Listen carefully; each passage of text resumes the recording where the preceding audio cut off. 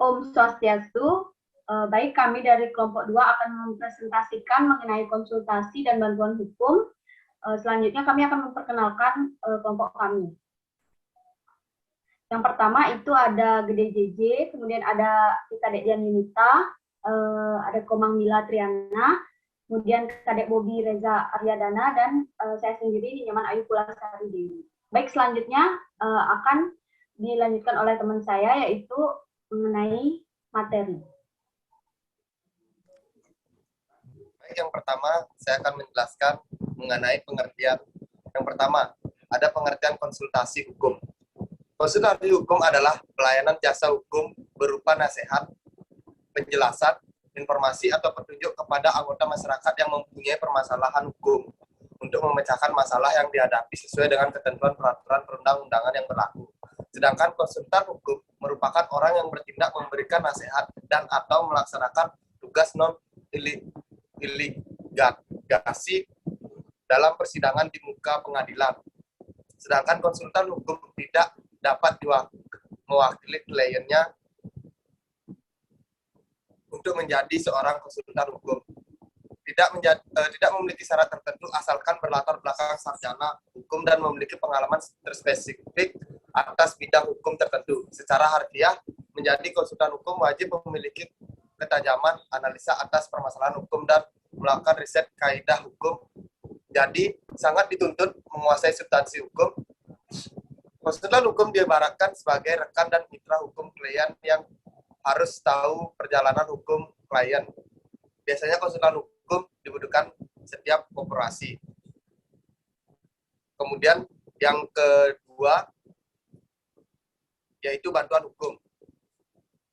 Pengertian dari bantuan hukum berdasarkan Undang-Undang Nomor 16 Tahun 2011 tentang bantuan hukum. Pasal 1 ayat 1 dinyatakan bahwa bantuan hukum adalah jasa hukum yang diberikan oleh pemberian bantuan hukum secara cuma-cuma kepada penerima bantuan hukum. Penerima bantuan hukum adalah orang dan atau kelompok orang miskin yang tidak dapat memenuhi hak dasar secara layak dan mandiri menghadapi masalah hukum.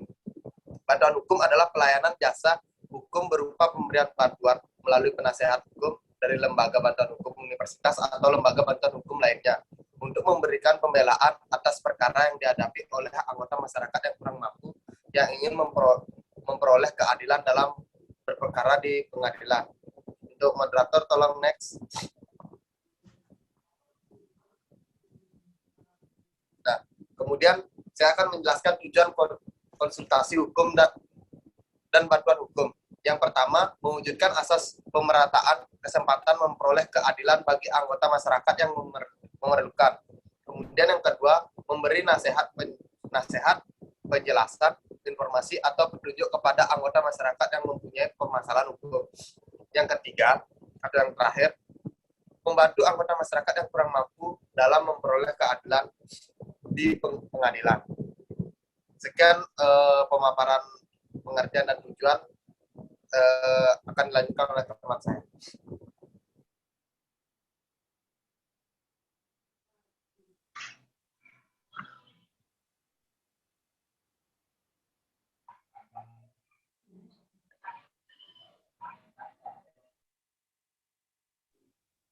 Ya, next.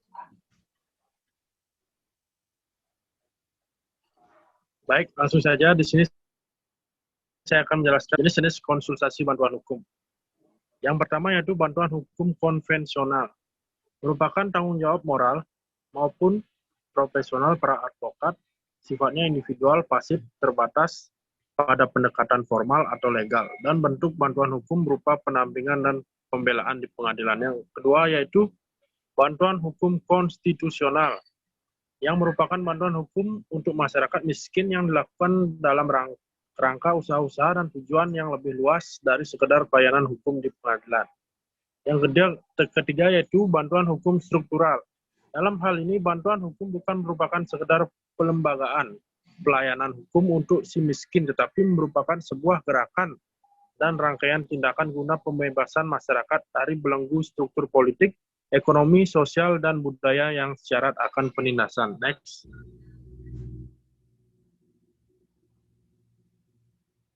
Selanjutnya, Saya akan menjelaskan tentang asas konsultasi bantuan hukum.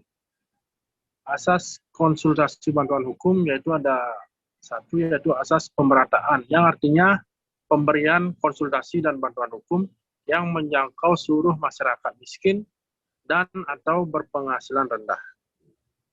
Sekian presentasi dari saya. Materi selanjutnya akan dijelaskan oleh teman saya. Baik, di sini saya akan menjelaskan tentang tata cara pemberian bantuan hukum. Berdasarkan pasal 14 Undang-Undang Nomor 16 Tahun 2011 tentang bantuan hukum, junto pasal 3 Peraturan Pemerintah Nomor 42 Tahun 2013 tentang syarat dan tata cara pemberian bantuan hukum dan penyaluran dana bantuan hukum, pemohon harus memenuhi syarat-syarat sebagai berikut. Yang pertama, pemohon harus mengajukan permohonan secara tertulis yang berisi paling sedikit identitasnya dan uraian singkat mengenai pokok persoalan yang dimohonkan bantuan hukum. Yang kedua, menyerahkan dokumen yang berkenaan dengan perkara. Dan yang terakhir, melampirkan surat keterangan miskin dari lurah, kepala desa, atau pejabat yang setingkat di tempat tinggal pemohon bantuan hukum. Setelah memenuhi 3 syarat tersebut, lalu mengenai dana bantuan hukum yang diberikan oleh APBN, masyarakat yang kurang mampu dapat meminta dana bantuan hukum kepada yang pertama, pengadilan negeri setempat, dan yang kedua, lembaga bantuan hukum setempat. Sekian materi yang dapat saya paparkan, akan dilanjutkan oleh teman saya. Next. Baik, selanjutnya itu ada peran advokat dalam memberi bantuan hukum. Pada ketentuan pasal 5 ayat 1 Undang-Undang Nomor 18 Tahun 2003 tentang advokat diterangkan bahwa advokat berkedudukan sebagai penegak hukum. Kedudukan tersebut memerlukan suatu organisasi yang merupakan satu-satunya wadah profesi advokat yang bebas dan mandiri dan tujuan untuk meningkatkan kualitas profesi advokat. Hal ini sesuai dengan isi pasal 28 ayat 1 Undang-Undang Nomor 18 Tahun 2003 tentang advokat. Pada dasarnya, organisasi advokat adalah organ negara yang bersifat mandiri, melaksanakan fungsi negara, dan turut serta untuk mewujudkan profesi advokat yang berkeadilan serta sebagai penegak hukum yang baik.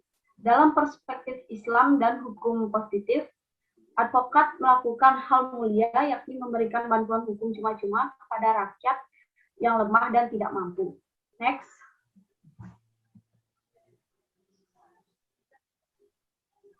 Wujud bantuan hukum yang diberikan advokat terhadap tersangka atau terdakwa dalam perkara pidana diatur dalam KUHP, yaitu yang pertama, penasehat hukum dapat mengajukan penuntutan ganti kerugian atau rehabilitasi terhadap tersangka atau terdakwa yang terdapat dalam pasal 95 dan 97.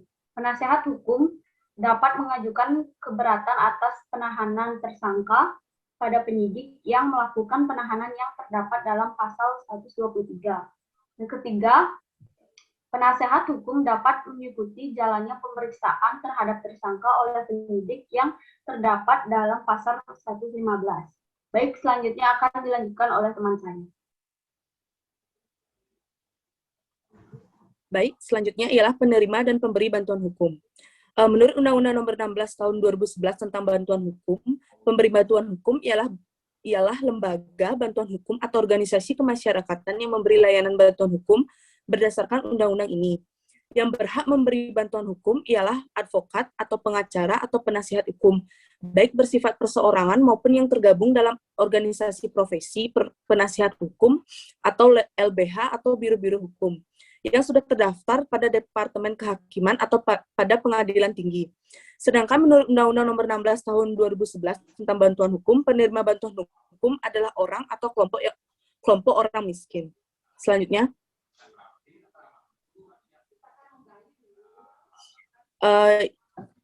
ialah kendala dalam bantuan hukum. Adapun kendala-kendala belum cairnya dana bantuan hukum dikarenakan faktor-faktor sebagai berikut. Yang pertama ialah OBH atau LBH banyak yang belum paham tentang mekanisme pencairan dana dari Kanwil. Yang kedua, kurangnya sosialisasi terkait dengan proses pengajuan dan pencairan dana bantuan hukum dari BPHN pusat ke masing-masing LBH yang berhak mendapatkan dana tersebut. Yang ketiga, kebanyakan konsultasi ini itu diberikan langsung kepada klien tanpa terlebih dahulu diminta untuk menyerahkan persyaratan khusus yang diperlukan masing-masing LBH. Yang keempat, belum adanya standar operasional prosedur atau SOP dari masing-masing LBH ketika menghadapi klien yang tidak mampu yang memohon bantuan hukum secara cuma-cuma. Dan yang terakhir ialah prosedur birokrasi dari Departemen Kumham yang dianggap bertele-tele sehingga sulit untuk dilaksanakan oleh masing-masing LBH. Baik, saya kembalikan ke moderator. Baik, sekian pemaparan dari kelompok kami. Jika ada kesalahan kata, mohon maafkan. Baik, saya tutup dengan para Santi. Om Santi Santi Santi Om.